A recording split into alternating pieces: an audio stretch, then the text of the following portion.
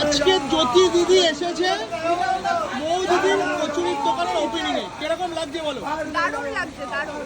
মানে এক কথায় খুব ভালো লাগছে।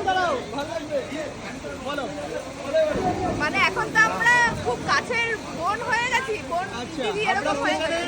মানে ওপারে দিদি আছে, বাচ্চা আছে। হ্যাঁ, আমরা কিন্তু উকি মারলে দুজনকে দেখতে পারি, এরকম সম্পর্ক হয়ে গেছে। কাকিমাকে মিসিং করছিলাম, কাকিমাও চলে এসেছে। কাকিমা ভালো তো? আচ্ছা মোদি, তুমি কখনো মানে কেমন লাগে আমাদের জ্যোতিদির খাবার কখনো কি খেয়ে দেখেছো? ভালো লাগে। আমি আজকে দুপুরবেলায় দিদির কাছ থেকে নিয়ে এসেছি খাবার। আচ্ছা, ট্রাই করেছো? হ্যাঁ, অনেকবার খেয়েছি। আচ্ছা মোদি, তোমাকে একটা কথা বলি, জ্যোতিদিও কিন্তু নতুন দোকান ওপেন করছে খুব রিসেন্ট, জানো কি? আচ্ছা দিদি, কবে কোথায় করছে একটু বলে দাও তো। ইচ্ছা আছে, মানে এখনো কিছু ফিক্সড হয়নি। এই 11 তারিখ মানে শনিবার, শুক্রবার দিন একটা ঘরোয়া হবে, দোকানে পুজো দেবো, শনিবার দিন ওপেন করবো। তো তোমরা সবাই